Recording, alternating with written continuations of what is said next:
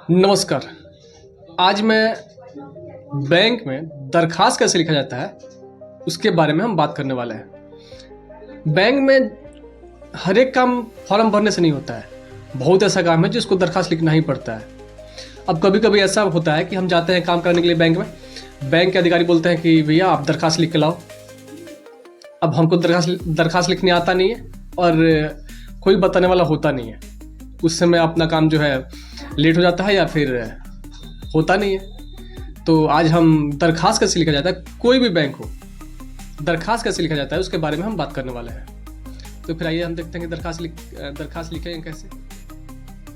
सबसे पहले एक A4 साइज पेपर लेंगे, मतलब बड़ा सा और सादा पेपर लेंगे, लाइन वाले पेपर नहीं लेंगे। ठीक है, पेपर लेकर मोड़ेंगे, ऐसे ऐसे लाइन नहीं खींचना है, सिर्फ मोड़ देना है। मोड़ने के बाद सबसे ऊपर लिखना है सेवा में, और दरखास्त जो लिखेंगे शाखा प्रबंधक के नाम से लिखेंगे। ठीक है, उसके बाद नीचे ब्रांच का नाम लिखेंगे अपना। मान लीजिए इंडियन बैंक में लिखना है हमको, तो इंडियन बैंक, ब्रांच का नाम है सिवान ब्रांच 1। ठीक है, फिर नीचे लिखेंगे विषय, और विषय में हमको क्या करना है, विषय में हमको जो भी काम हो वो काम लिख देना है यहाँ पे। जैसे मान लीजिए मोबाइल नंबर हमको चेंज करना है, तो मोबाइल नंबर बदलने के संदर्भ में, या फिर नाम, खाता में नाम जुड़वाना है तो खाता में नाम जुड़वाने के संदर्भ में, या फिर जो भी काम हो आपका वो काम लिख सकते हैं यहाँ पे। उसके बाद महाशय, महाशय के बाद नीचे कॉमा देंगे। कॉमा देने के बाद यहाँ से लिखेंगे सविनय निवेदन है कि मेरा, अपना नाम लिखेंगे, मेरा नाम ABC जो भी है वो लिखेंगे है। मेरा खाता नंबर, अपना जो खाता नंबर है वो खाता नंबर यहाँ पे लिख देंगे। ठीक है।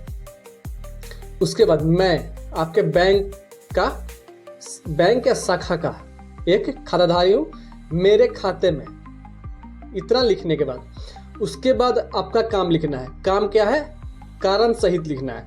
मान लीजिए मोबाइल नंबर हमको चेंज करना है, तो क्यों करना है।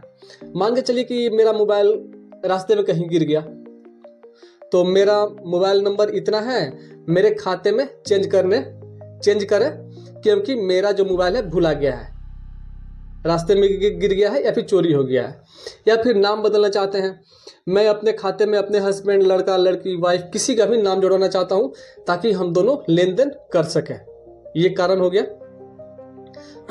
या फिर खाता ट्रांसफर करना है, मान लीजिए आप कहीं बाहर रह रहे हैं, दूसरी जगह आपका काम स्टार्ट हो गया, तो वही खाता उठाकर आप दूसरी जगह ले जा सकते हैं। तो ब्रांच में आप दे सकते हैं कि मेरा जो काम था गुजरात में हो रहा था, अब दिल्ली में स्टार्ट हो गया, इसीलिए मेरा खाता जो है गुजरात से दिल्ली में ट्रांसफर करने की कृपा करें। ये कारण सहित अपना जो भी काम हो यहाँ तक लिख देंगे।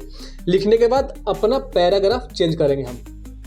चेंज करने के बाद यहाँ से थोड़ा सा छोड़ के फिर लिखेंगे अतः आपसे नम्र निवेदन है कि मेरे खाता में अब जो भी काम हो वो काम फिर से लिख देंगे। मान लीजिए मोबाइल नंबर चेंज करना है, तो मेरा मोबाइल नंबर चेंज करने की कृपा करें, या मेरे खाते में नाम जोड़ने की कृपा करें, या मेरा खाता ट्रांसफर करने की कृपा। जो भी काम हो आप काम सिर्फ लिख दीजिए, कारण मत लिखिए, यहाँ पे सिर्फ काम लिख दीजिए। उसके बाद यहाँ पे लिखना है मैं आपका आभारी रहूंगा या रहूंगी, बस इतना ही लिखकर ऐसे करके फिर लिखिए आपका विश्वासी।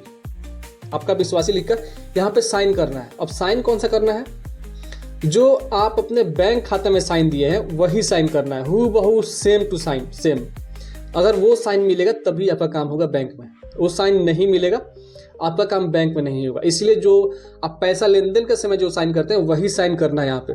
उसके बाद अपना नीचे लिखिए मोबाइल नंबर लिख दीजिए, पता लिखना है, अपने आधार कार्ड का पता लिखना है। ठीक है, अगर आपका पता चेंज हुआ है तो आधार कार्ड वाला पता लिख के नीचे अपना वो आधार जो चेंज हुआ है वो पता भी लिख दीजिए, यहाँ पे दिनांक लिख दीजिए।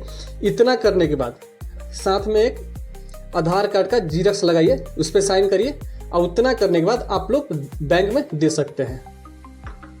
तो इस तरह से आप लोग दरखास्त लिख सकते हैं बैंक में। सिर्फ बैंक में नहीं, किसी भी सरकारी ऑफिस या दफ्तर में या फिर कहीं भी अगर दरखास्त लिखने की जरूरत पड़े तो इस टाइप से आप लोग लिख के दे सकते हैं। आपका काम होगा 100% होगा और सही होगा। ठीक है, तो फिर बैंक का एक अगला टॉपिक लेकर आते हैं। तब तक के लिए नमस्कार।